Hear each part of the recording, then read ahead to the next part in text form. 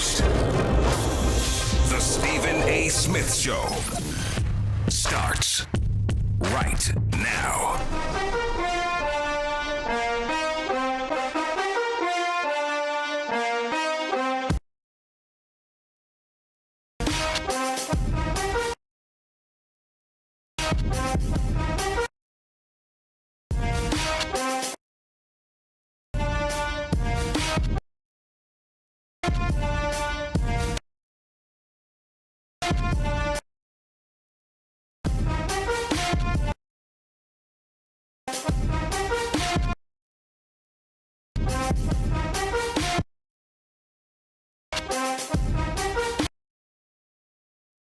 What's up, everybody?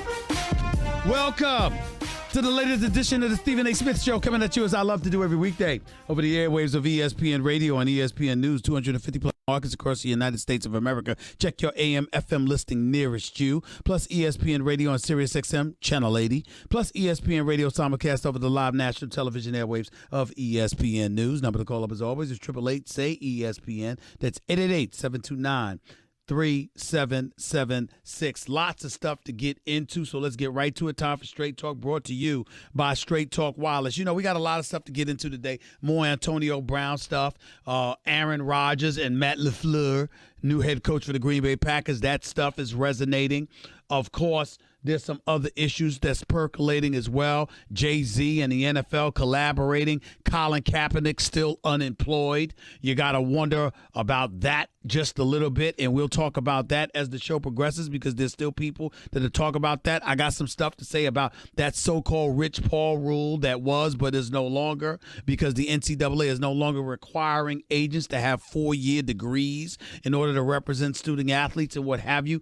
All of those things are things that we're going to get into because I got some things to say about that. But what I got on my mind for the immediate moment is the New York Giants. Ladies and gentlemen, the New York Giants, if you are a New York Giant fan, it might be in your best interest to turn the channel from this show. If you are a New York Giant fan and you love yourself some John Mara, it might be an issue. It might be an issue for you to listen to this show because I can't believe what I heard this man say, owner for the New York Giants, supposedly a gold standard, supposedly a first-class organization. Listen to what John Mara had to say in regards to Eli Manning being the quarterback for the New York Giants for the duration of the 2019 season, even if it means Daniel Jones not playing a single snap for the New York Giants in favor of the 38-year-old quarterback that is Eli Manning, who's going to be 39 in January, who, by the way, has looked 59 on far too many occasions to count. This is John Mara speaking about the New York Giants quarterback situation. Take it away. I hope Eli has a great year and Daniel never sees the field. I mean, that would be in an ideal world. You'd like to see that. But again, it's at the end of the day, it's going to be a decision by the head coach as to when, or if Daniel ends up playing this year. If Daniel doesn't play one snap as a rookie, you'd be okay with that? I'd be very happy about that because it means that we're having a great year and Eli's having a great year. Did you hear that? Did you hear that? He'd be very, very happy if Daniel Jones, the number 6 overall pick in this past NFL draft, didn't play a single snap. You see, it's stuff like this that really, really gets to me because clearly this doesn't have much to do with football. This has to do with Eli Manning, who is class personified. Eli Manning, who is a good dude, a consummate professional, never any drama whatsoever. Plus, he happens to be a 2-time Super Bowl champion. That Eli Manning. We understand the affection, the adulation, the respect for him as a man, etc., etc. But this is the problem. We're supposed to be living in a world where sports is a meritocracy. We're supposed to be living in a world where results matter. We're supposed to be living in a world where you know what you do actually counts for something.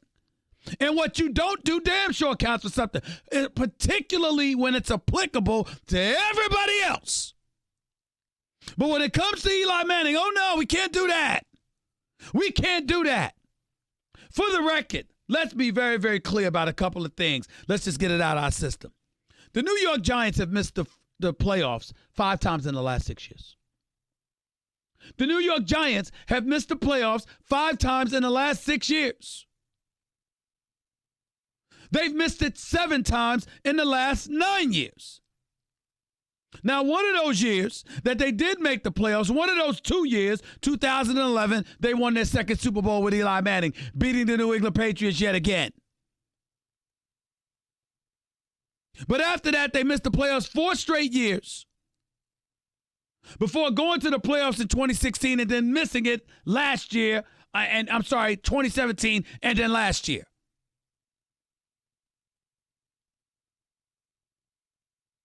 So they've missed the playoffs pretty much 6 times in the last 7 years.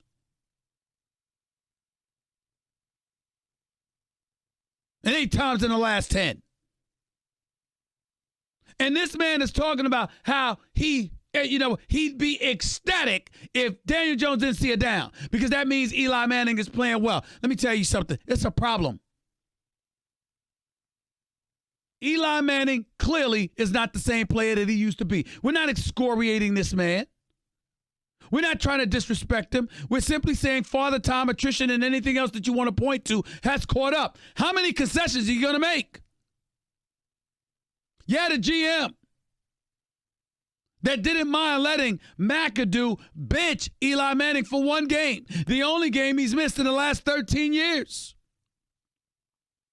You got rid of them. Before that, you got rid of Coughlin. After that, you drafted Will Hernandez. You signed Nate Solder to a mega deal. You drafted Saquon Barkley. How many things have you done to try and make life easier for Eli Manning and still got subpar results? What the hell is the problem? What the hell is the problem? You can't wake up and see that the end is near? Eli Manning is approaching a contract year. Eli Manning doesn't want to retire. Eli Manning wants to stick around. And John Mara basically said if we have our druthers, Eli Manning would be around for years to come. Years to come. And you're a Giants fan and you think you have a reason to be excited? You really think that? They're going to ride Saquon Barkley until the wheels come off. They're going to ride this brother into the ground. They are going to shorten his years in the NFL by dog years practically.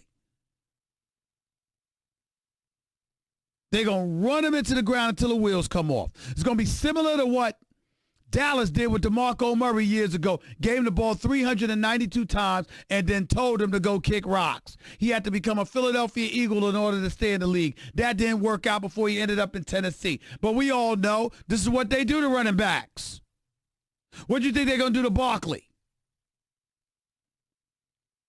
But he's only in his 2nd year. He's got tree trunks for legs. He's a model citizen. You also got rid of OBJ. Odell Beckham Jr. for Eli.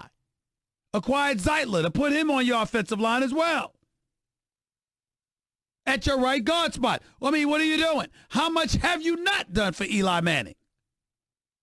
And we're having this conversation. This is ridiculous. But it goes a little bit deeper. Because for me, you know me, y'all know how I roll. It ain't just about football. Here's the question.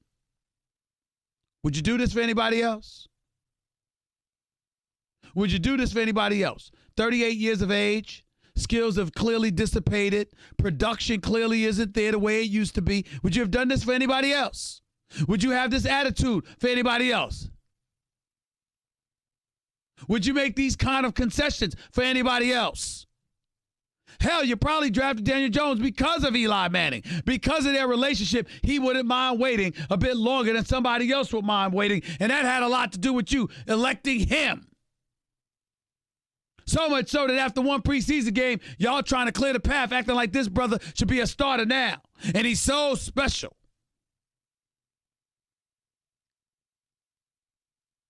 This is so bad on so many levels. It really is. Because you clearly have an ownership that doesn't want to let go. You have an ownership that wants to hold on to Eli Manning for dear life, absolutely positively knowing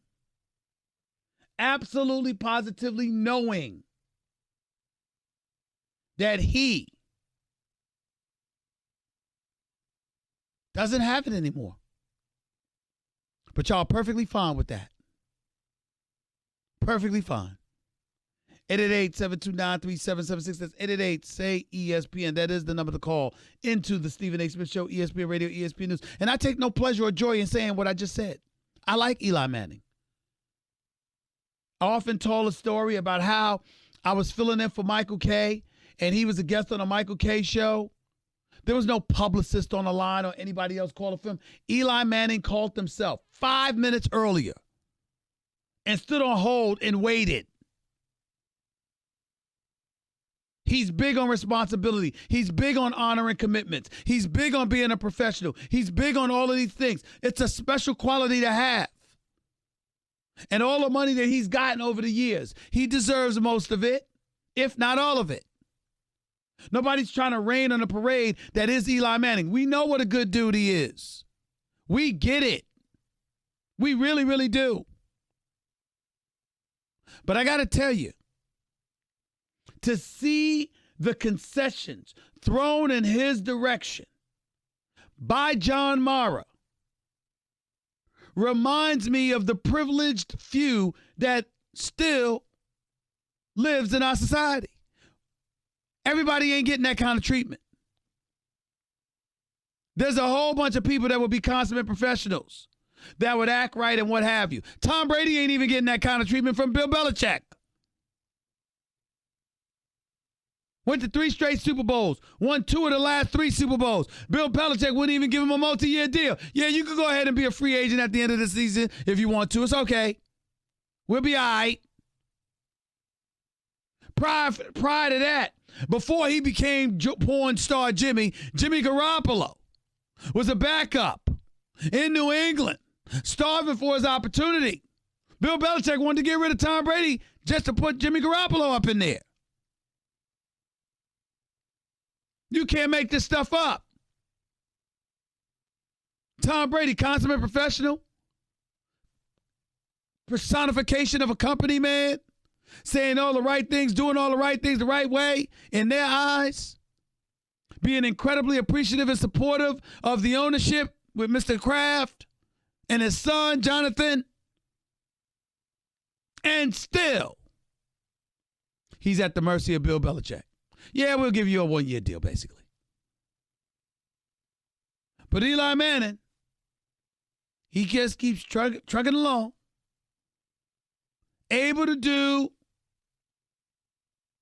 survive, rather, for an elongated period of time. I got to tell you something.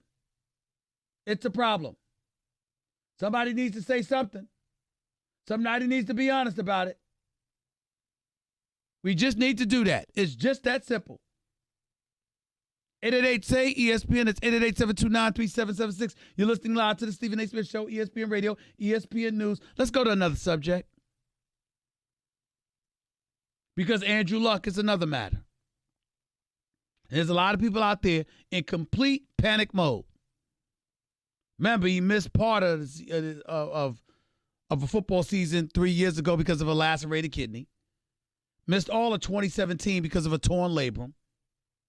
Was on suicide watch for years leading up to those injuries because Grigson, the general manager for the Indianapolis Colts at the time, never had the decency to get him an offensive line, and Pagano just wasn't good enough as a coach, even though he's a good man, nice man, wasn't good enough as a coach to really get him away from some of those doldrums. Here's the reality of the situation. As of right now, because of a calf injury sustained in April, supposedly, Andrew Luck has only practiced 3 times since April.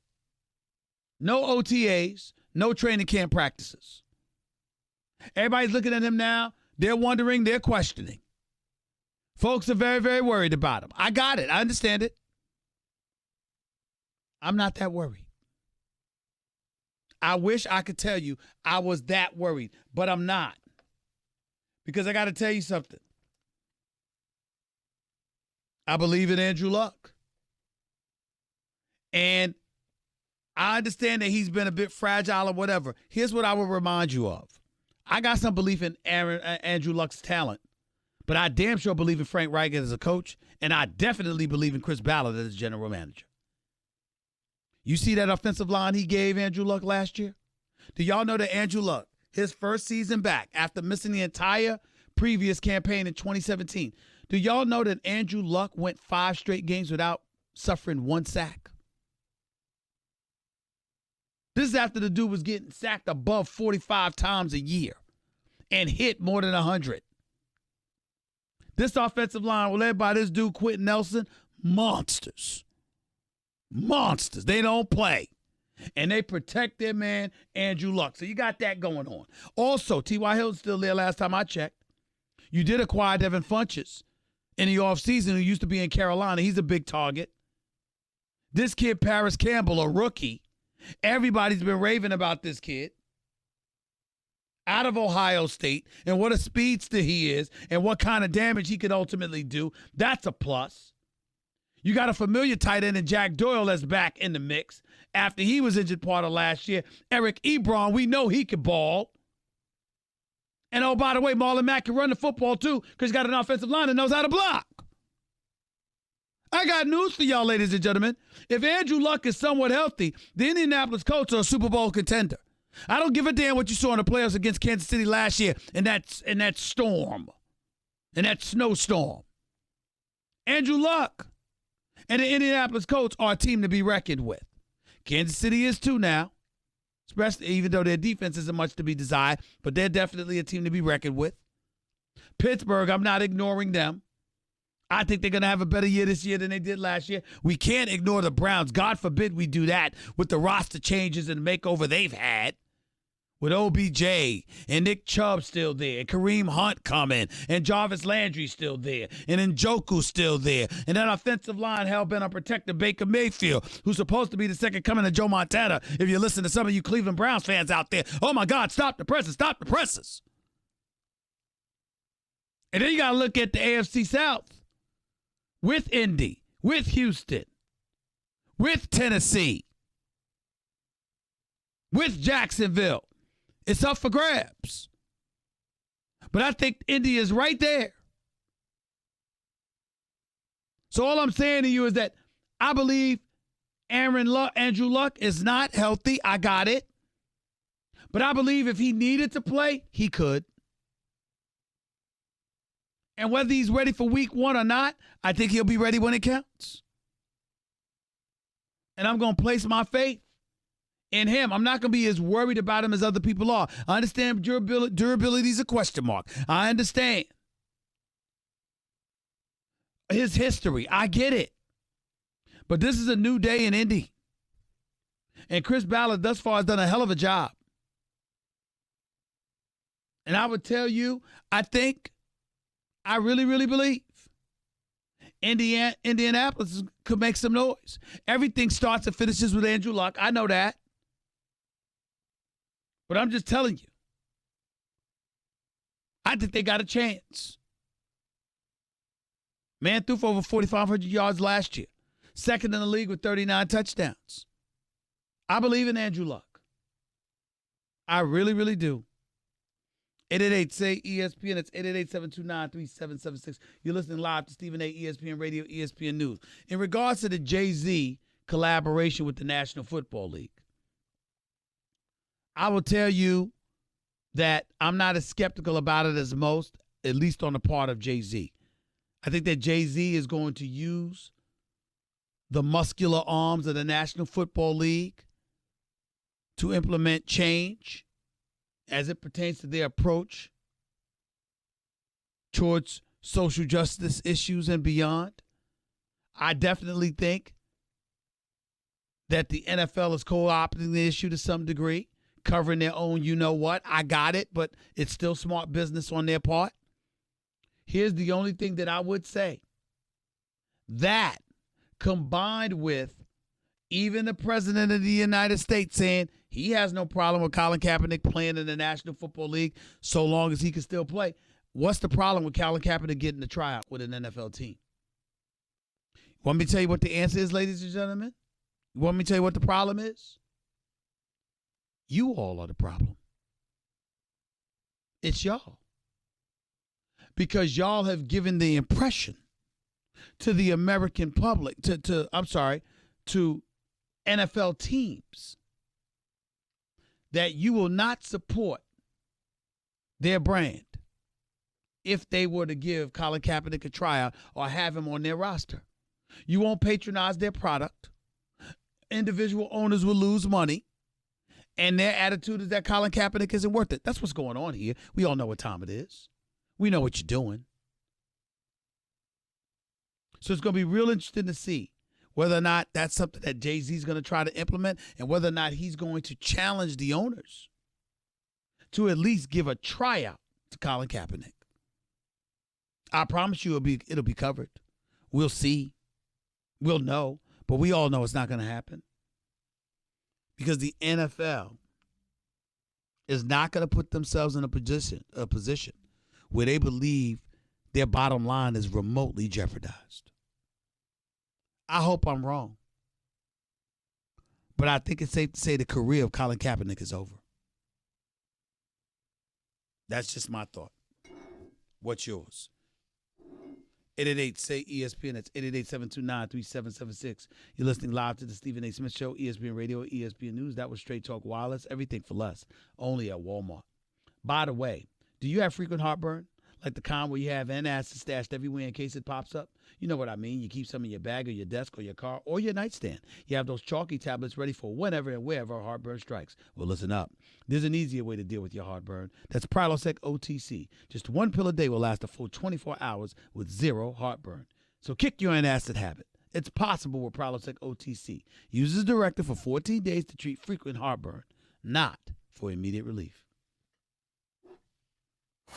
Your radio, your computer, your phone. Or just tell your smart speaker to play ESPN Radio. Now playing ESPN Radio. Take ESPN everywhere.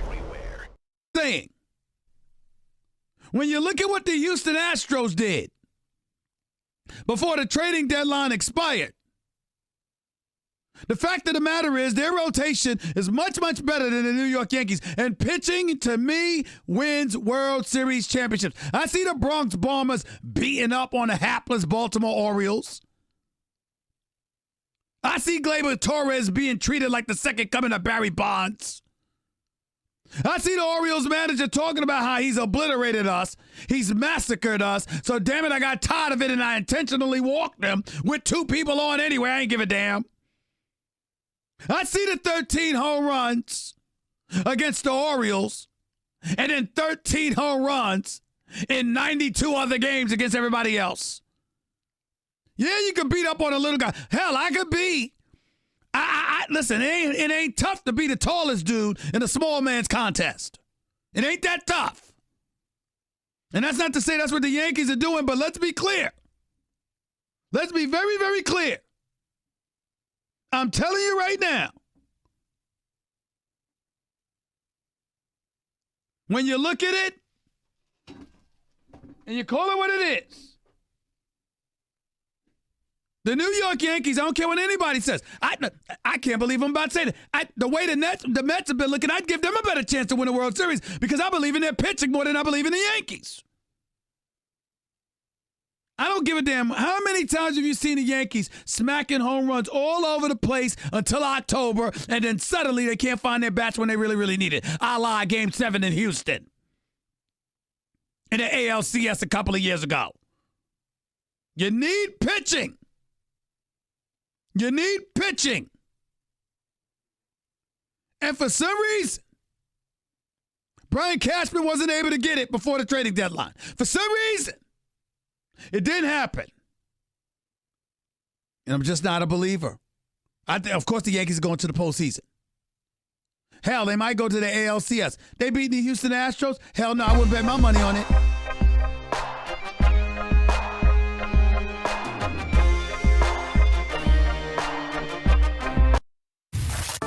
Windsaw specialist and led us to the area of the front of the ankle that needs to be addressed, and that was kind of high ankle-ish. I anticipate a guy who's missed 36 career games is going to miss another one here. To me, right away, something smelled fishy. You're hoping that this is not going to continue to be part of his football DNA, that every year, every other year, something is going to come up. Sounds to me like Jacoby Brissett, your starting quarterback week 1. The Stephen A. Smith Show on ESPN Radio is presented by Progressive Insurance. Guests on the Stephen A. Smith Show appear via the Shell Pennzoil Performance Line.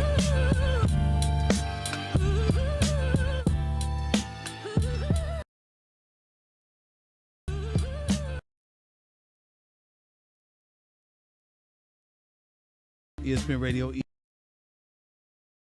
Progressive Insurance, with more than 30 unique coverage options available.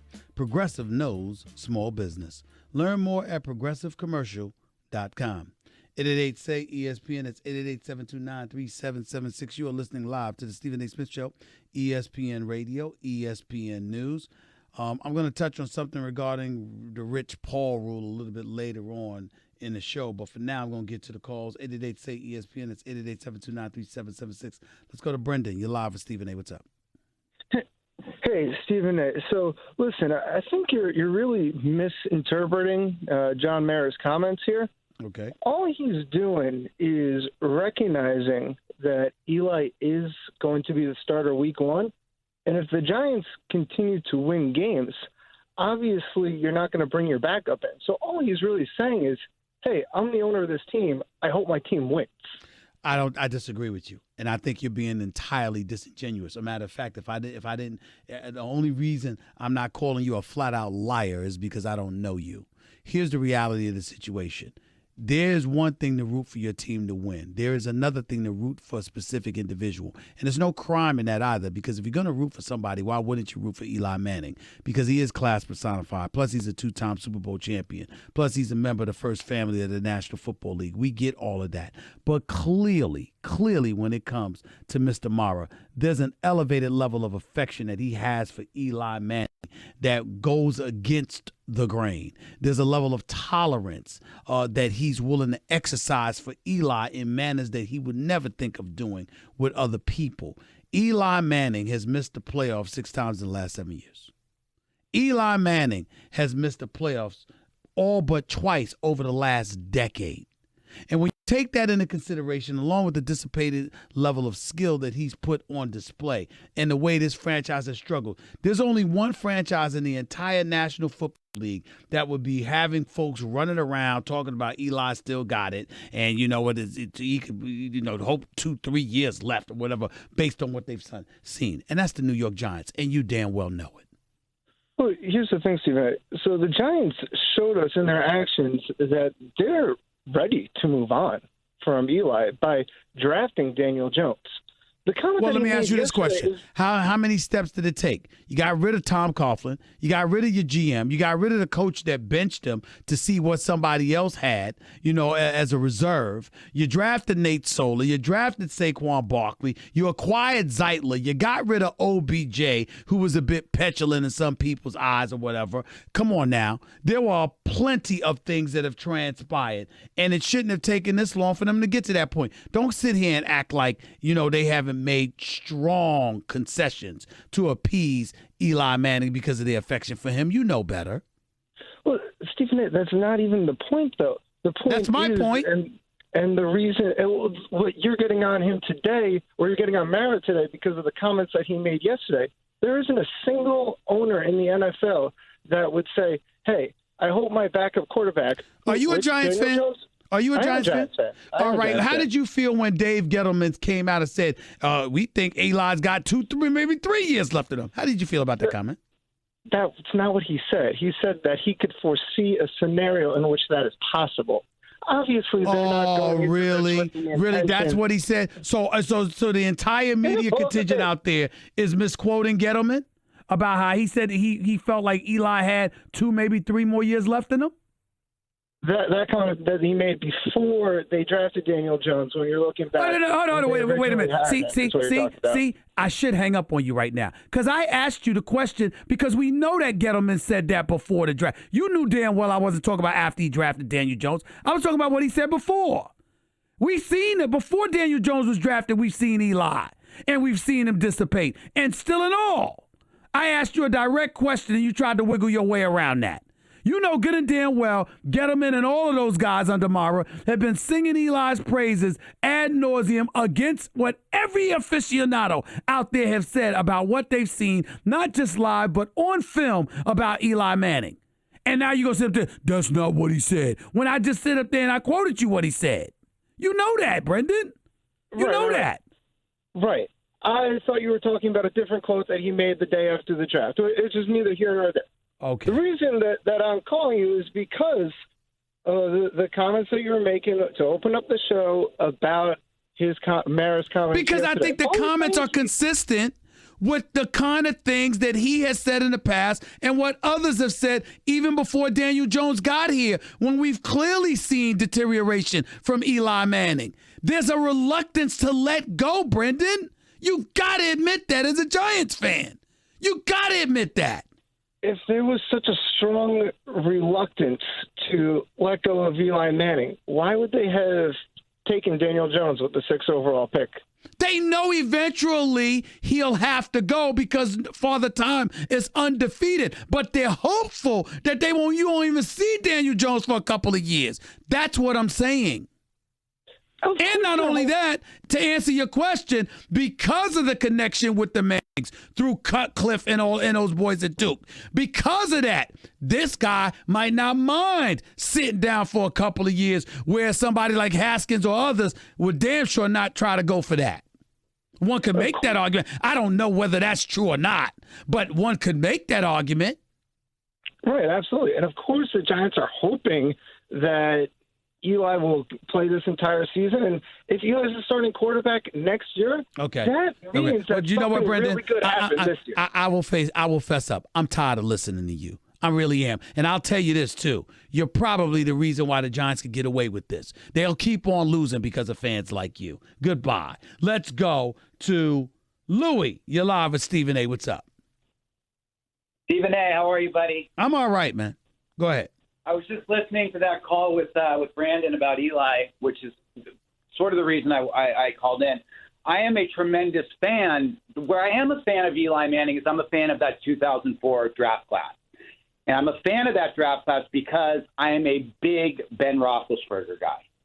And my argument with a lot of people right now with the departure of Le'Veon Bell and AB and AB's what made Ben great, and I don't see it that way. You know, Santonio Holmes was made great by Big Ben. Hines Ward had a great last few years of his career because of Big Ben. And I submit, Stephen A., that Big Ben is about to have the best season of his career, 2019. Well, I don't know about that. I mean, last year wasn't too shabby, man. He threw for over 5,100 yards, threw for 34 touchdowns, both career highs. That's number one. Number two, it's not a matter of a receiver like Antonio Brown making him great, because we know that Ben Roethlisberger is going to the Hall of Fame. He's a 2-time Super Bowl champion. He's going to 3 Super Bowls, but he's also been perceived as being lower first tier or second tier. When you think about Ben Roethlisberger, you do think about Breeze, Aaron Rodgers, Tom Brady being on an elevated level. That's just a fact. When you look at the greatness of an Antonio Brown, there is no denying that he's helped Ben Roethlisberger just like Ben Roethlisberger has helped him.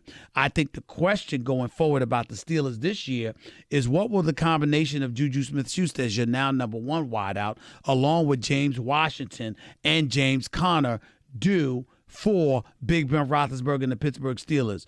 Jesse James is gone. Vance McDonald is now your tight end spot. I liked him. I still love how he rolled over and ran over one of those Tampa Bay Buccaneers on Monday Night Football last season. But the fact of the matter is that even though these guys have proven they can play, none of them have been thrusted into elevated positions like they will be now. Juju has gone from number 2 to number 1. James Washington going from number 3 to number 2. Vance McDonald going from 2 to 1. Saquon, James Conner, he carried the load to some degree last year, but he also had to miss some games because he wasn't 100% healthy. So all of these things are factors.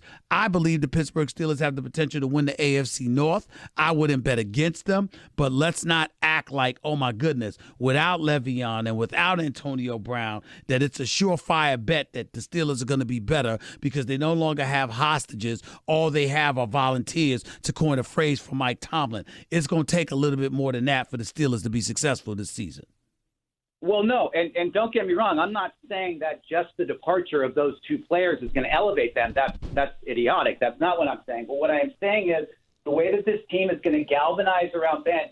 And don't forget Switzer. You know what I mean? Him and Ben texted back and forth during the Super Bowl last year, the kind of thing that I was thinking as I'm watching the Super Bowl, like, why can't Ben have an Edelman? Why can't Ben have an Amendola? And sure enough, during that game, Ben texted Switzer. He said, why can't we do this? Okay. So we'll see. I mean, listen, I'm looking at the Steelers' schedule right now. That's what I'm paying attention to because I want to keep my eyes on that. I want to pay attention to that and see what this materializes into. And let's not forget the Steelers also got Dante Moncrief now. So we'll see what kind of contribution he's capable of making as well. We'll keep our eyes on all of that as the season progresses, no doubt about it. But as I'm looking at the Steelers' schedule here, they start off the season at New England, then against Seattle at home, Russell Wilson, then on the road against Jimmy G, porn star Jimmy. Then they got a Monday night game against Cincinnati. They got Baltimore the following week. And then after that, they're on the road right here in L.A. against the Chargers. So that's their first 6 games of the season with relatively new bodies to rely upon. We're going to find out about the Steelers then, wouldn't you say? 100%. And by the way, lest we forget that the last time the Steelers won a Super Bowl, they had the most difficult schedule in football. Okay. As calculated at the beginning of the season. Well, I hope you're right. You know, I like the fact that they have a difficult schedule like this. I think it's going to make them great. And, you know, I love them coming out of the gate and having to play New England in the first game. Okay. You know, I love that second game. I wish it wasn't Seattle. on the road. I think they're allergic to prosperity in Foxborough, but that's just me. I got to go, Louis. I appreciate the call, man. Thank you so much. 888-SAY-ESPN. It's 888-729-3776. You're listening live to the Stephen A. Smith Show, ESPN Radio, ESPN News. Back with more of your calls in a minute. By the way, if you missed any of my opening segment, go check it out on demand in the Stephen A. Smith. I have several producers, 3 of them basically, Jonathan Winthrop, Nuno Texiera, and obviously Kaep Pastor. Kaep Pastor is of Russian descent. Wonderful, wonderful young lady. But you know what? She tries to hide some things sometimes. She's crazy. I love it. I say that in an affectionate way. Nuno Texiera, I don't know whether he's Mexican or Portuguese. I still don't know. I don't know what he is. He still hasn't told me. I can't figure it out. Okay? I just know he's smart and he knows what he's doing. And Jonathan Winthrop, well, you know, he's a white guy, very nice, crazy, but he's absolutely insane. And I think that he just says things, he's like the Jerry Springer of radio, for crying out loud. Some of the stuff that he says, like, Steve, I really don't know why you're discounting the Los Angeles Chargers. I mean, they're really bad. Oh, stop it. I'm not sold on the Chargers. Phillip Rivers is a hell of a quarterback. I think his time is come and gone. I'm sorry, I just do. I don't blame Melvin Gordon for getting that message. I'll put that back up on the screen. But I don't blame Melvin Gordon for holding out trying to get his money because I don't think he has any leverage. I don't think he'll succeed. But I don't blame him for wanting some money now. But I'm just not sold on the Chargers. Chargers don't move me. Not when you got Dre Bosa on film literally asking Tom Brady, could you do me a favor, please, and stop getting rid of the ball so quickly? And just on the sideline during the NFC Divisional Playoff game, he's great. I mean, he's just great. I don't know what you want. Really? I mean, I know it's true, but damn. Could you wait until after you lose officially instead of talking like you lost while the game is going on? I'm not sold on the Chargers. I'm just not. I told y'all before. People talk about there's going to be an all-LA Super Bowl last year. Hell no. It's Southern Cali, baby. You got to be supremely talented, above everybody else in the sport of football. Because guess what? The road to prosperity, they lucky the New Orleans game was in a dome. What if they had to go to Philadelphia or someplace like that outdoors? I don't think the Rams would have handled their business. Now, Aaron Donald is in a class by himself. He's in another stratosphere. He's all world. He's the real deal. But I'm just here to tell you, outside of that, I mean, they got talent to keep the lead in those boys. I know that.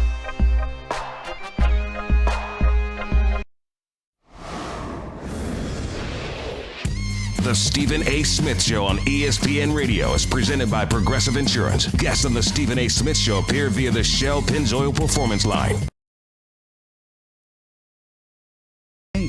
To the hottest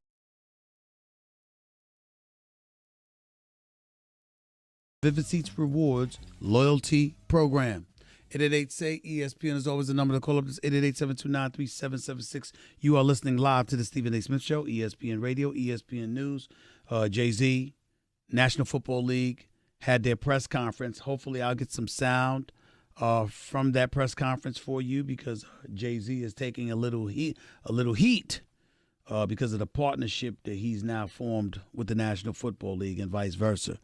We'll talk about that as hour number 2 of the Stephen A. Smith Show progresses.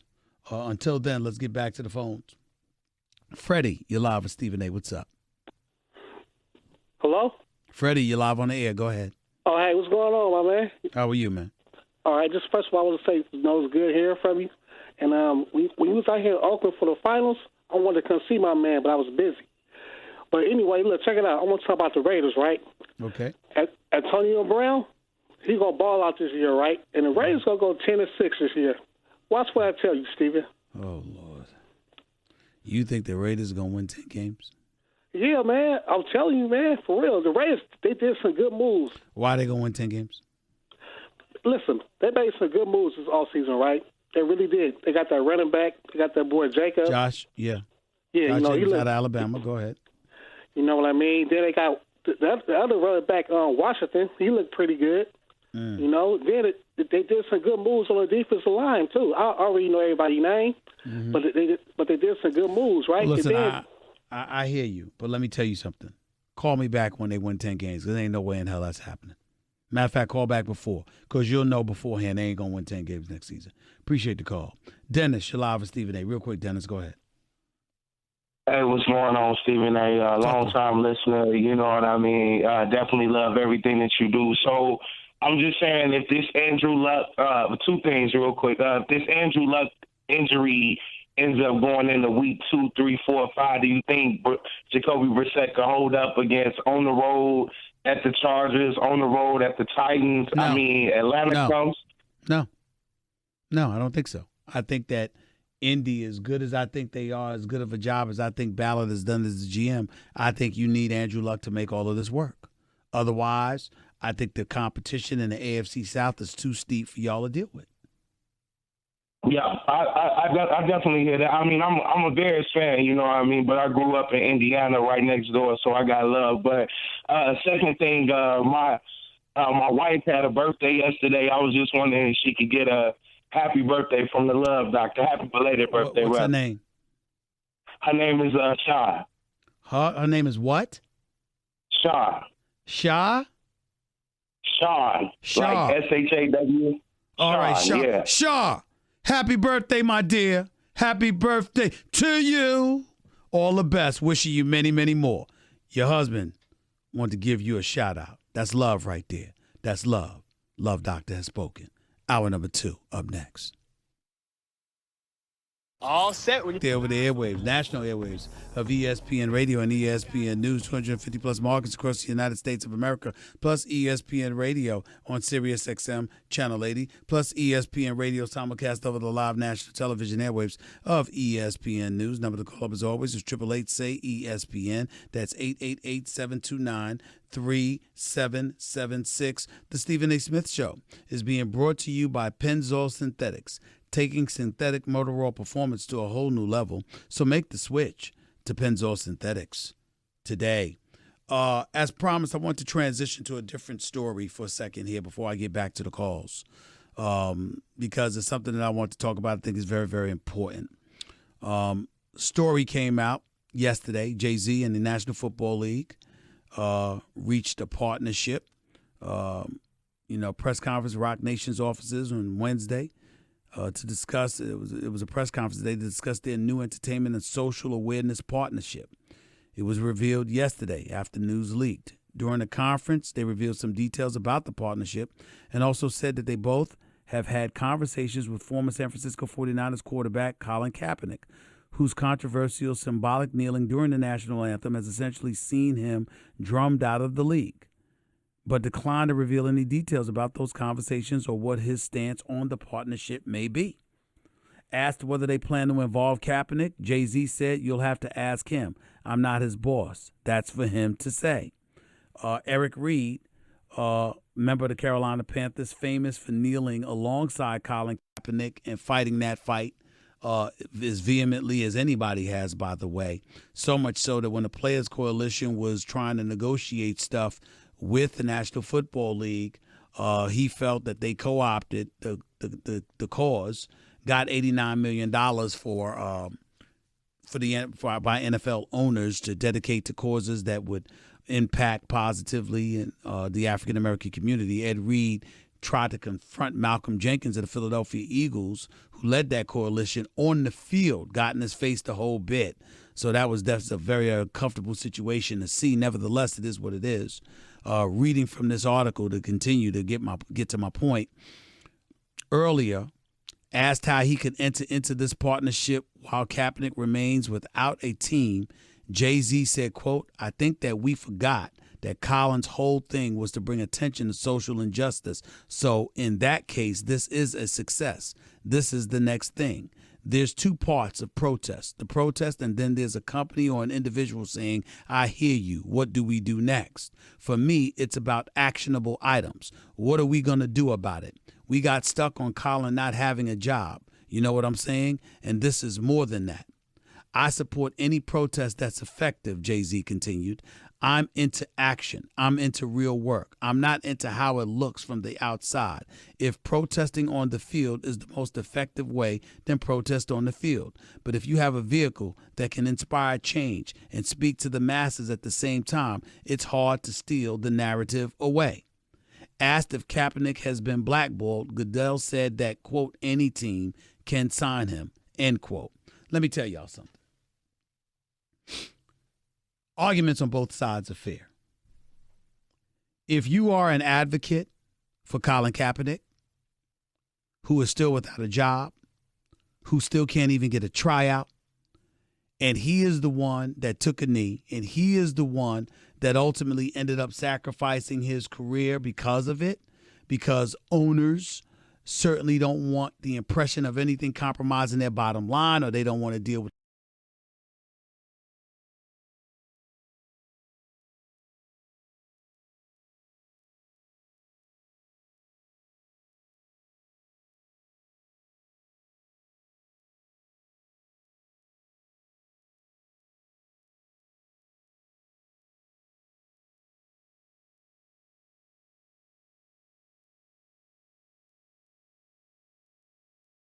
they're positioning themselves to look very, very good in all of this. Because by having somebody like Jay-Z involved with them on a partnership level, to have him in the room, ingratiating himself with owners and league officials, and thereby influencing some things that would ultimately promote or drastically assist change for the better throughout various disenfranchised communities in this country, the NFL looks absolutely beautiful in all of this. Jay-Z does too, though. Because here's the reality of the situation, ladies and gentlemen. Sacrifices have been made before by other people. And the sacrifice wasn't for themselves, it was for the betterment of a whole. The fact of the matter is, Eric Reed being, so anxious to bring to attention the fact that Colin Kaepernick wasn't a part of this, Colin Kaepernick still doesn't have a job, or whatever else that he says, while reasonable to understand, sacrifices that are made throughout history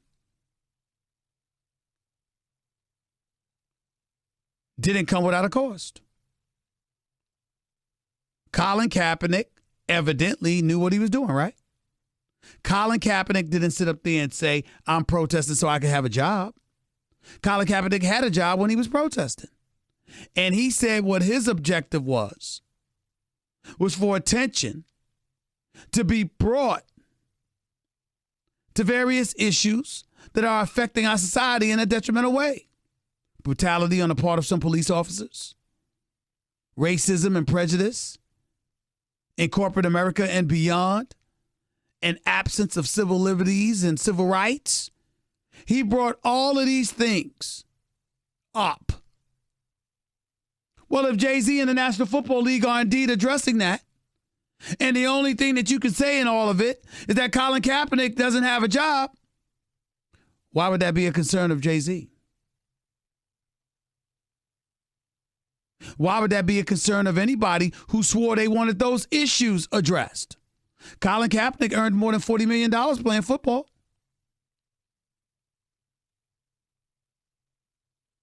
Now, I'm not saying that Colin Kaepernick shouldn't have a job in the NFL. I'm saying quite the opposite. I'm saying he should at least have a try, because I'm going to be honest with you, I don't know if he can still play, but there's so many scrubs at the quarterback position in the National Football League, you can't convince me that Colin Kaepernick can't get a job. You damn sure can't convince me that he doesn't deserve a tryout. I'm also going to take heed to the column written by Mike Lupica in the New York Daily News just this past weekend when he pointed out the hypocrisy of the National Football League, because Stephen Ross,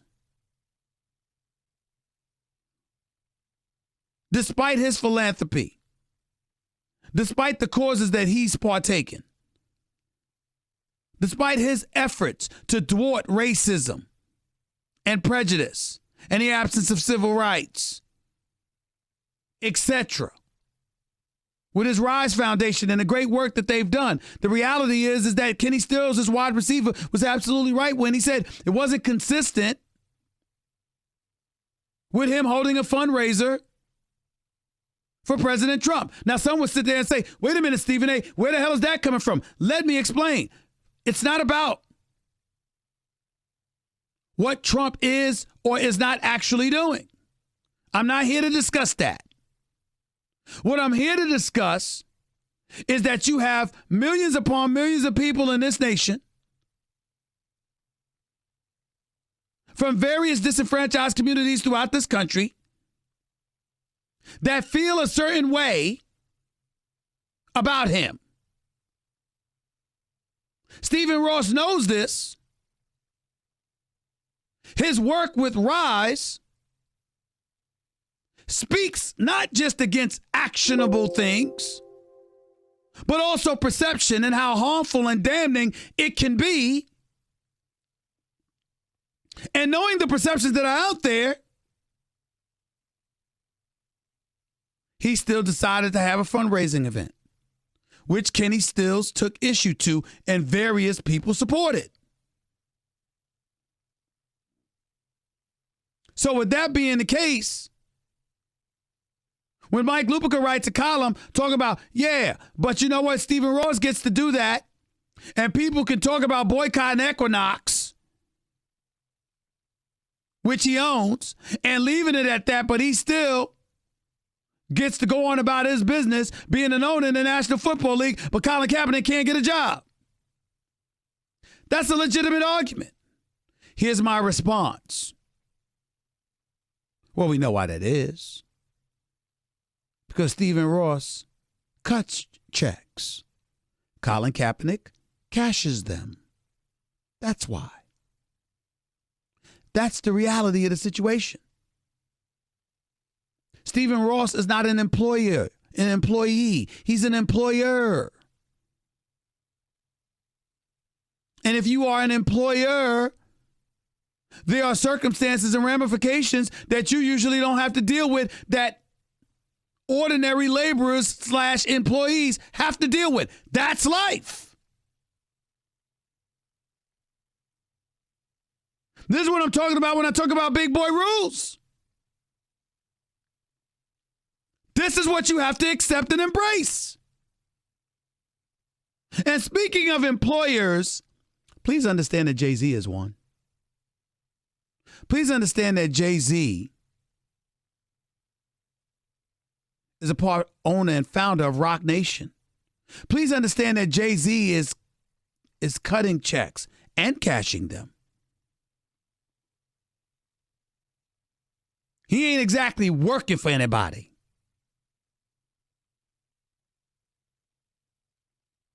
Ladies and gentlemen, Bob Iger runs Walt Disney. He answers to shareholders, stockholders, stuff like that. But everybody here listening to me, looking at me, they know. I don't have the same rights that Bob Iger has. Isn't that fair to say? I'm looking at my colleagues around here. Is that not fair to say? I don't have the same rights that Bob Iger has. I'm a top-tier talent. I help generate revenue and ratings for ESPN. Think I'm doing a pretty damn good job of it, to be quite honest with you. First Take, this radio show, social media,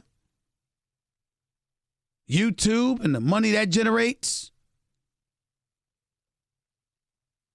NBA, appearances on SportsCenter, list goes on and on. Ladies and gentlemen, I do a hell of a lot for this company. I ain't no Bob Iger. And if you think I think for 1 second that the same rules that apply to me apply to him, you need to get drug tested. And they shouldn't. He's Bob freaking Iger. Jimmy Pitaro is the president. He's an employee. He works for this company. Co-chaired Disney too. Same rules don't apply to me that apply to him. Connor Shell, Norby Williamson, same rules don't apply to them that apply to me. Get over it. I cannot believe that in 2019, I still got to sit up there and bloviate to people out there. Excuse me, the same rules don't apply to everybody. Those in position of power, not to say that they should, not to say that they do, but those in position of power kind of have more latitude than those devoid of power.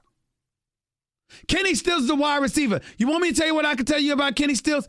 Got mad respect for the brother. Appreciate his courage. I would have talked to Stephen Ross first, but that's about the only difference. I respect where he's coming from. But he's damn lucky to still have a job.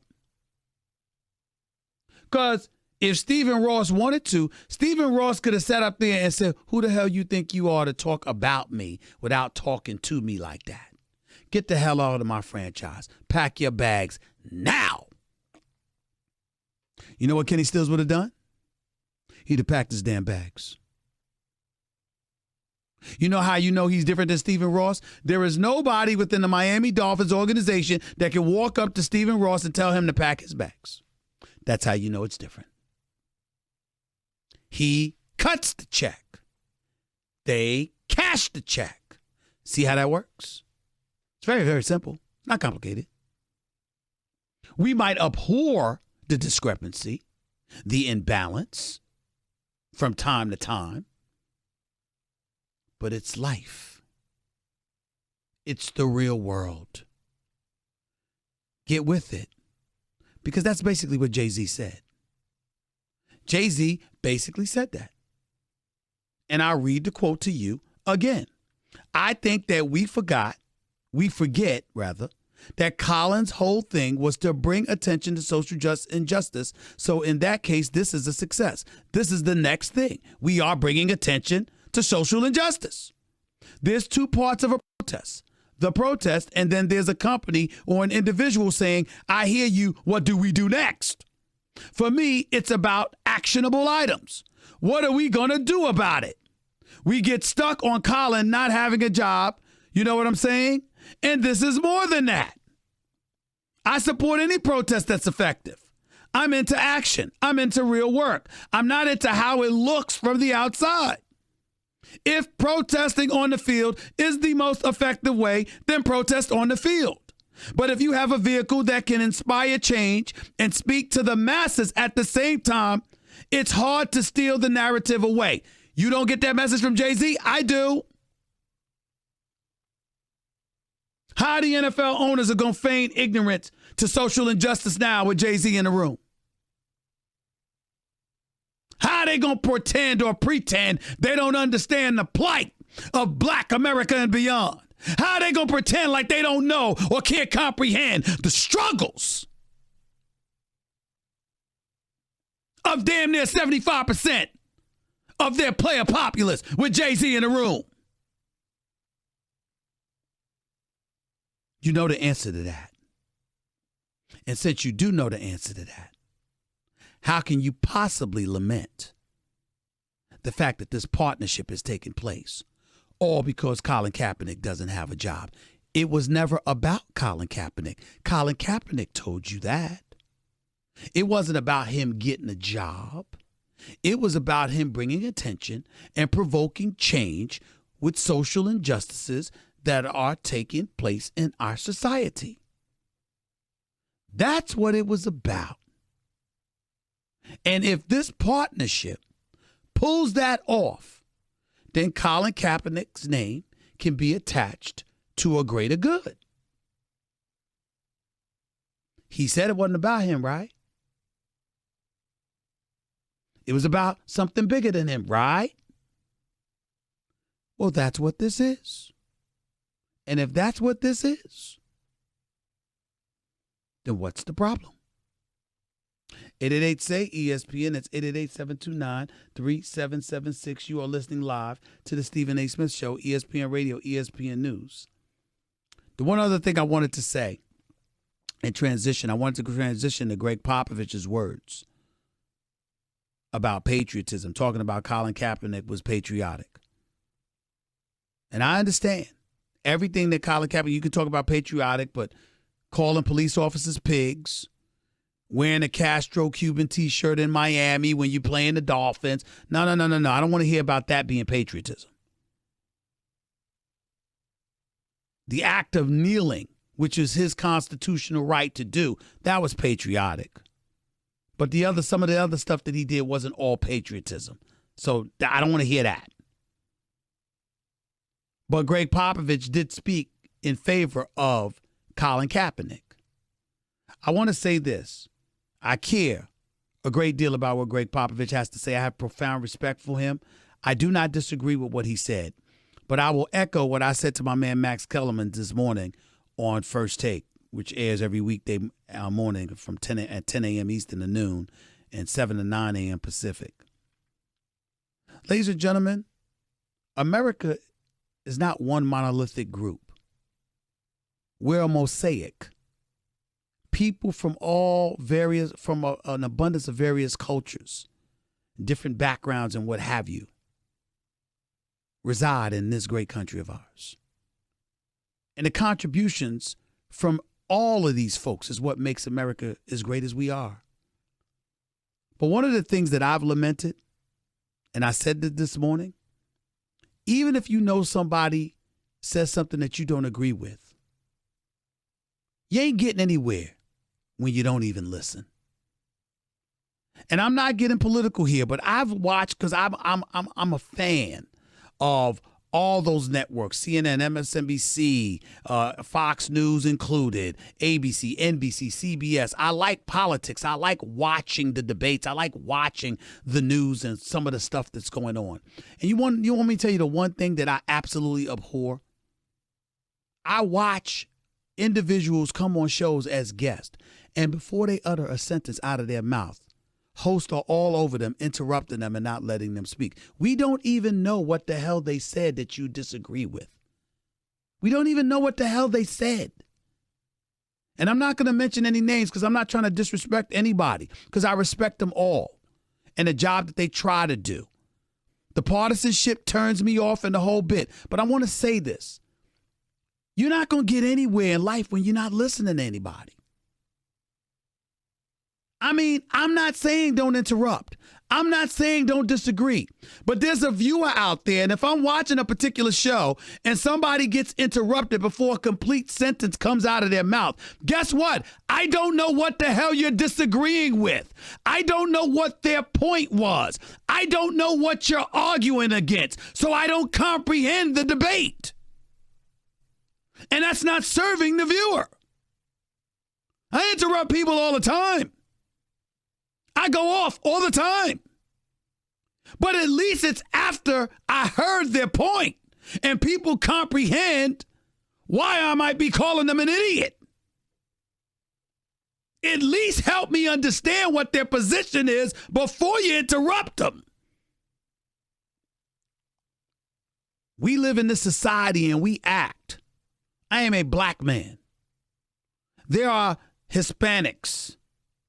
There are Asian Americans. There are Native Americans. I am quite sure we can find a plethora of things to disagree with some folks in the white community who are obviously vehement in their positions. I do not believe that because we disagree that they have a right, they don't have the right to be heard. I'm going to get calls on this show. One of them is going to be my man Carlton from Tampa. I can assure you Carlton is going to say something I'm going to disagree with. But I can promise you when he speaks, he's going to make sense.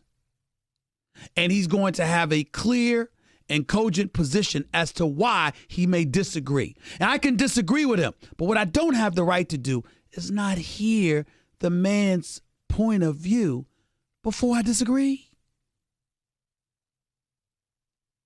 If we correct that, we might be better off than any of us ever imagined. Genuinely listening to one another's point of view. And the more ignorant you are, the more you expose yourself. And the easier it is to slap you down, figuratively speaking, of course. That's America. Not refusing to allow people to be heard. 888-SAY-ESPN. It's 888-729-3776. You're listening live to the Stephen A. Smith Show, ESPN Radio, ESPN News. Back with your calls and more in a minute. By the way, friends, let's talk about Noah.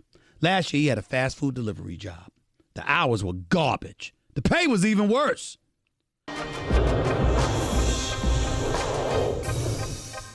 Let me be very, very clear about what I'm saying.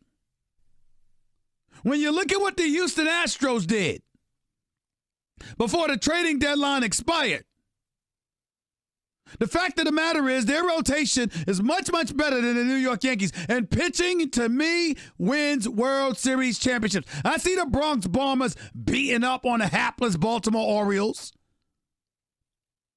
I see Gleyber Torres being treated like the second coming of Barry Bonds. I see the Orioles manager talking about how he's obliterated us. He's massacred us. So, damn it, I got tired of it and I intentionally walked them with 2 people on anyway. I ain't give a damn. I see the 13 home runs against the Orioles and then 13 home runs in 92 other games against everybody else. Yeah, you can beat up on a little guy. Hell, I could be. Listen, it ain't tough to be the tallest dude in a small man's contest. It ain't that tough. And that's not to say that's what the Yankees are doing, but let's be clear. Let's be very, very clear. I'm telling you right now, when you look at it and you call it what it is, the New York Yankees, I don't care what anybody says. I can't believe I'm about to say that. The way the Mets have been looking, I'd give them a better chance to win a World Series because I believe in their pitching more than I believe in the Yankees. I don't give a damn. How many times have you seen the Yankees smacking home runs all over the place until October, and then suddenly they can't find their bats when they really, really need it? A la Game 7 in Houston in the ALCS a couple of years ago. You need pitching. You need pitching. And for some reason, Brian Cashman wasn't able to get it before the trading deadline. For some reason, it didn't happen. And I'm just not a believer. Of course, the Yankees are going to the postseason. Hell, they might go to the ALCS. They beat the Houston Astros? Hell no, I wouldn't bet my money on it.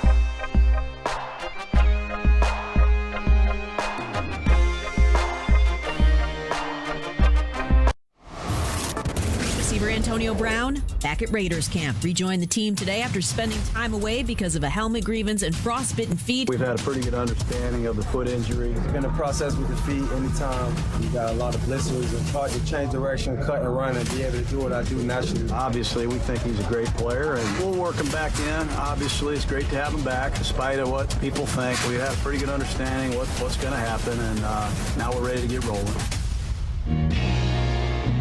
The Stephen A. Smith Show on ESPN Radio is presented by Progressive Insurance. Guests on the Stephen A. Smith Show appear via the Shell Pennzoil Performance Line.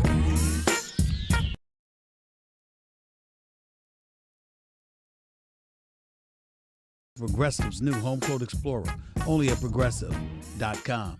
Back to the phones we go at 888-SAY-ESPN. It's 888-729-3776. Let's get back to it. Let's go to Carlton. You're live with Stephen A. What's up, buddy? How are you? I'm good. But like you, Stephen A., I try to listen to people that may not think the way that I think before I comment on their point of view. Mm-hmm. But sometimes after I listen to what some people think, like Gregg Popovich pertaining to Colin Kaepernick or Max Kellerman pertaining to Antonio Brown, I swear I'm living in an alternate universe because these people make zero sense. So let's talk about Kaepernick first and why he's not working in the NFL. He was 3-16 in his last 19 starts with the San Francisco 49ers. Mm-hmm. As you pointed out, he wore socks depicting police officers as pigs to a San Francisco 49ers practice. When the Dolphins were thinking about hiring him, he wore a Castro T-shirt. And, of course, Miami has a very different view than Colin Kaepernick as it pertains to Fidel Castro. When the Ravens were thinking about hiring him, he equated Ray Lewis and Steve Bisciotti, the owner of the Ravens, to the most vile characters in Django, the movie that depicted some of the most racist, vile human beings on the, ever even in fiction in this country. He sued the NFL over collusion and discrimination.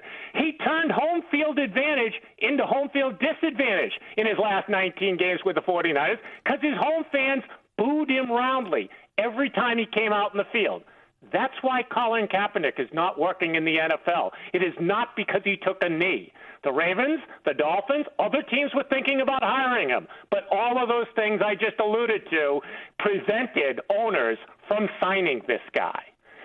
Now let's jump to Max Kellerman and his lunatic statements the last couple of days. He actually used the adjectives reliable and dependable for Antonio Brown, a guy who literally did not show up for practice in Week 17 when the Steelers needed the win to have a shot at making the playoffs. How you can call a guy dependable and reliable who doesn't show up in the most critical moment is insanity. Max also said it was a no-brainer for the Raiders because all they had to give up was a third into the fifth.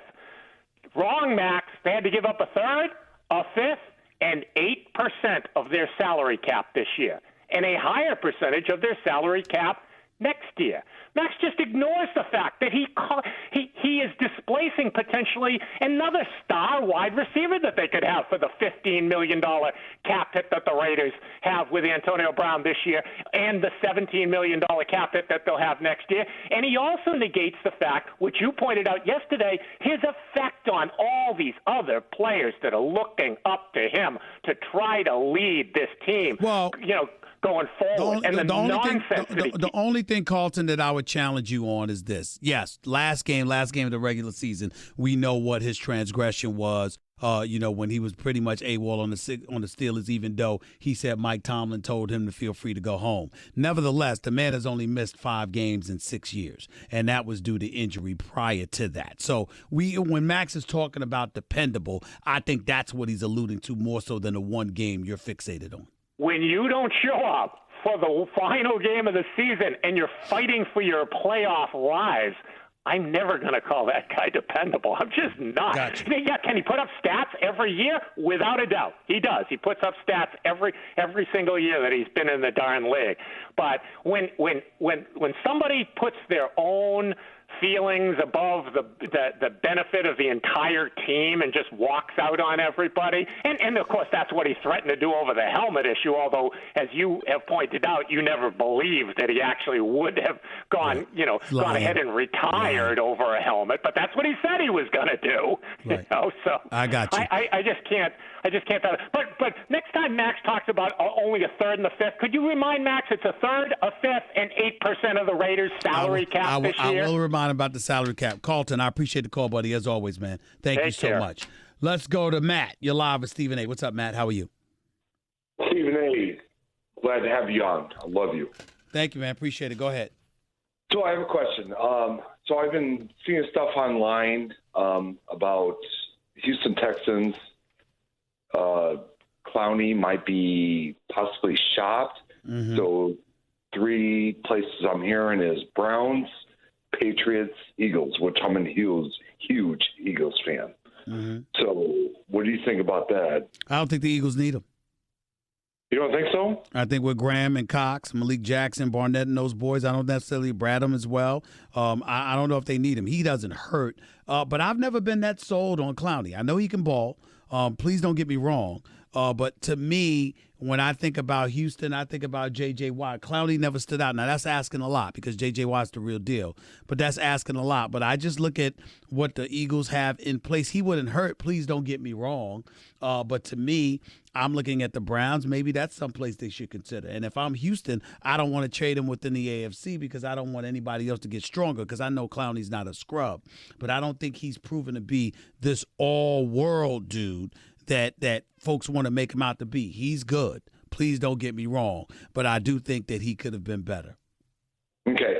So I have Remember, Khalil Mack was drafted after him. He's never been Khalil Mack. Well, Khalil Mack is like a The decade Mac Daddy. person that is far between of everything else. My man Merrill Hodge told me before that draft, he said, this guy is not in the same class as Khalil Mack, this dude out of Buffalo. That's who Houston should grab. I'm telling you, Steven, I'm telling you. That's what Merrill Hodge said to me weeks before the NFL draft, and he was defiant about it. And boy, was he right on the money. Right. So I got one more question for you. So, like I said, I'm an Eagles fan. What would you think of Colin Kaepernick signing with the Eagles? I would say to you, I wouldn't mind. It's a blue-collar town. They're hardcore. They're very patriotic in certain ways, and Lord knows what folks believe about Colin Kaepernick, what side they fall on. I could tell you there's a large black populace in the city of Philadelphia, and they would definitely be supportive of Colin Kaepernick being there. That much I could tell you. I have no problem with that. Actually, I would love to see that. I would love to see that. Wouldn't bother me. Wouldn't bother me. They gave Mike Vick a chance. I mean, that's true. I guarantee if Andy Reid was still head coach there, Colin Kaepernick would be at the Philadelphia Eagles. Possibly. We'll see what they do, though. We'll see what they do.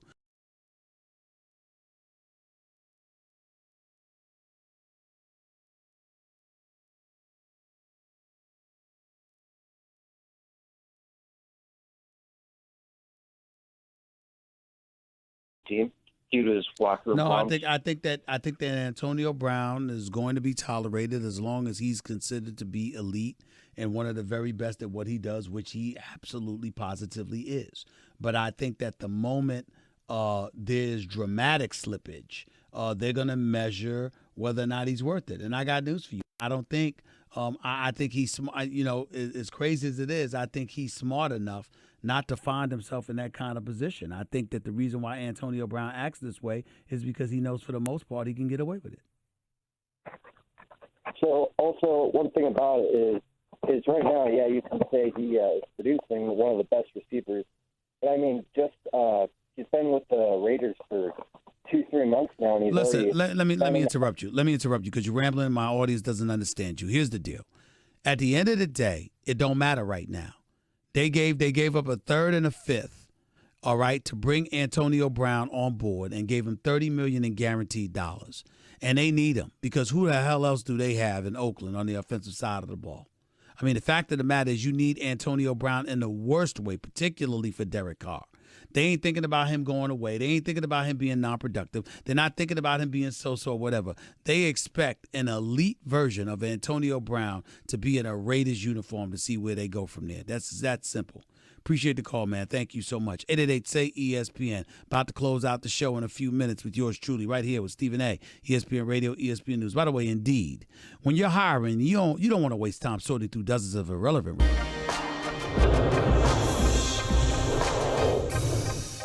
I have several producers, 3 of them basically, Jonathan Winthrop, Nuno Texiera, and obviously Kaep Pastor. Kaep Pastor is of Russian descent. Wonderful, wonderful young lady. But you know what? She tries to hide something sometimes. She's crazy. I love it. I say that in an affectionate way. Nuno Texiera, I don't know whether he's Mexican or Portuguese. I still don't know. I don't know what he is. He still hasn't told me. I can't figure it out, okay? I just know he's smart and he knows what he's doing.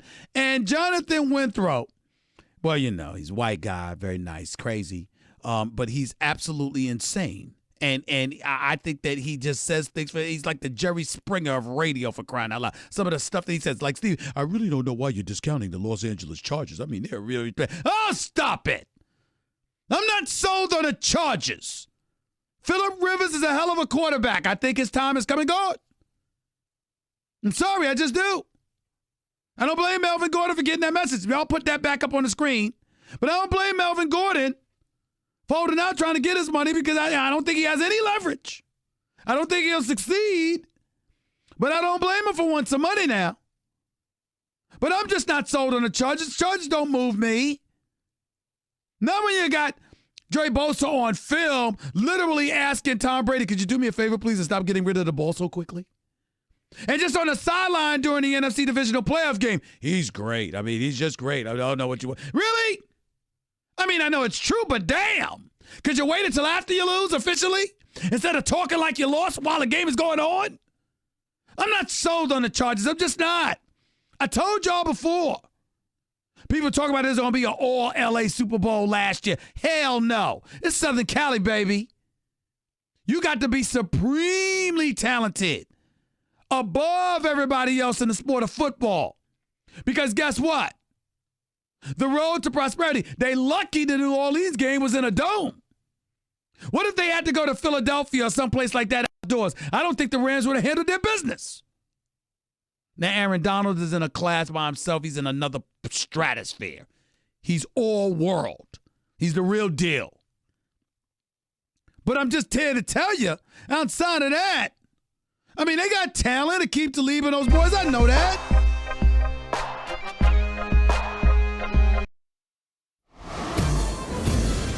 The Stephen A. Smith Show on ESPN Radio is presented by Progressive Insurance. Guests on the Stephen A. Smith Show appear via the Shell Pennzoil Performance Line. If you missed any of today's show, go check it out on demand in the Stephen A. Smith Podcast, brought to you by the Capital One Quick Silver Card, earning unlimited 1.5% cash back on every purchase, everywhere. Hey, what's in your wallet? Back to the phones we go before we get on out of here for the day. Louis, you're live with Stephen A. Real quick, Louis, go ahead. Hey, Stephen A., big fan. Can we agree that Kaepernick is not good enough to be a starter in the league, but might be good enough to be a backup? Yeah, so far so good. I think that's a plausible position to take, considering the fact that he's been out of the league for a couple of years now. Go ahead. No one wants to sign him because of the baggage that comes with him just to be a backup, right? Well, you could say that. But we've got some scrubs in the league, and we've got criminals in the league, too. We've got people that haven't been law-abiding citizens in the league and things of that nature. So you got to take all of that into consideration and ask yourself, how fair is it that somebody who broke no laws, who didn't even break any NFL bylaws, is being subjected to this? That's true. Okay, so my point now is I can say the same thing about Carmelo Anthony. He's good enough to be in the league. He hasn't done anything wrong, but no one's signing. There's nothing controversial about that. They don't think that Carmelo Anthony fits their scheme. They don't think he's good enough. I disagree, but it's simple as that with Carmelo Anthony. There's no controversy. They're just questioning his ball skills at this point. That's what the difference is. Gotta go. Appreciate it. Matt, you're live with Stephen A. Real quick, Matt, go. Hey, Stephen A. You know, the talk about Kaep and the fact that he doesn't have a job, but he's been offered multiple contracts from Canada. I mean, Canadian Football League was good enough for Warren Moon. It was good enough for Joe Theismann. Hold on, Matt. Stop right there. That's not the point, and you know it. We ain't talking about Canada. This show's in the United States of America.